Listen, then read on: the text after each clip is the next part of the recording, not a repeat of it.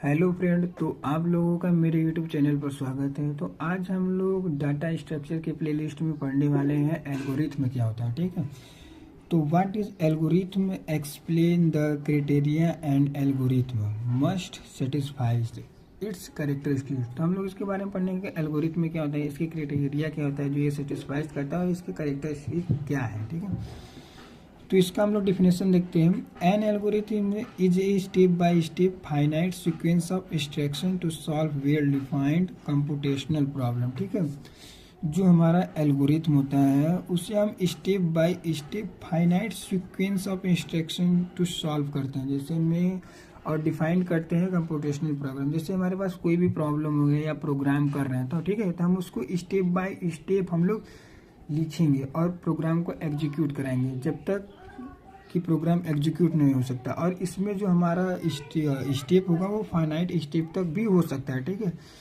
और every algorithm has satisfies criteria जो हो जा रहा है। ठीक है, प्रत्येक जो एल्गोरिथम है वो उनमें जो 5-6 हमारे क्राइटेरिया है जो रहना चाहिए कि किसी भी एल्गोरिथम को बेटर बनाने के लिए या समझने के लिए, तो उसको हम लोग देखते हैं। तो पहला क्या है हमारा इनपुट क्या होता है। ठीक है, देयर आर 0 या मोर क्वांटिटी।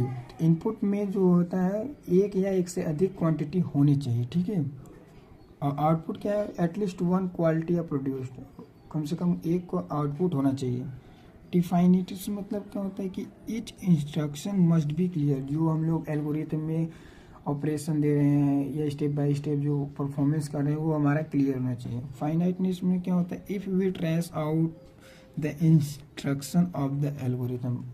यदि हम कोई भी इंस्ट्रक्शन को ट्रेस कर रहे हैं, ठीक है, for all cases the algorithm, और जो हमारे एल्गोरिथम है, एल्गोरिथम के जो केस है अगर वो टर्मिनेट हो रहे हैं, ठीक है, आफ्टर फाइनाइट नंबर स्टेप, अगर हमारा जो फाइनाइट नंबर स्टेप तक जा रहा है तो हम लोग उसको एल्गोरिथम को एनालाइज करके उसको टर्मिनेट कर देंगे। ठीक है, अब हम लोग देखते हैं इफेक्टिवनेस क्या होता है।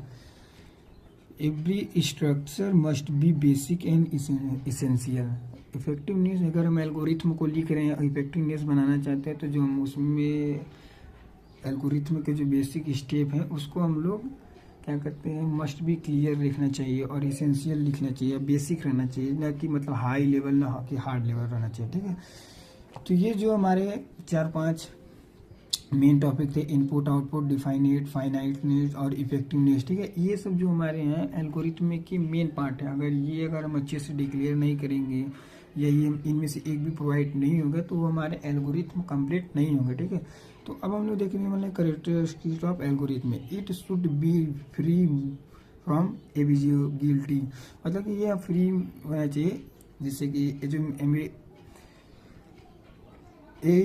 It should be free from ambiguity, मतलब कि हमारे जो एल्गोरिथम होते हैं वो हमेशा फ्री होने चाहिए, उसमें स्टेप बाय कोई भी वर्क कर सकता है। ठीक है, इट शुड बी कंसाइज, उसको हम लोग कंसाइज भी कर सकते हैं अपने, या मॉडिफाई भी कर सकते हैं एल्गोरिथम को। ठीक है, अब देखिए इट शुड बी इफिशिएंट, मतलब कि वो सरलता पूर्वक भी होना चाहिए, सरल होना चाहिए, कि हार्ड होना चाहिए ना कि कोई भी यूज़र हो गया या स्टूडेंट हो गया या बिगिनर हो गया हमारे एल्गोरिथम को समझ ना पाए। ठीक है, तो वीडियो में आप लोगों ने देखा कि एल्गोरिथम क्या होते हैं, क्राइटेरिया क्या होता है, तो इसकी जो क्रिया होती है, मतलब कि एक अंदर जैसे कोई भी एल्गोरिथम लिख रहे हैं तो इसके अंदर लिख रहे हैं, इसके अंदर क्या क्या इंक्लूड है वो। ठीक है, और एल्गोरिथम क्या सेटिस्फाइज करता है और इसके कैरेक्टरिस्टिक्स क्या है।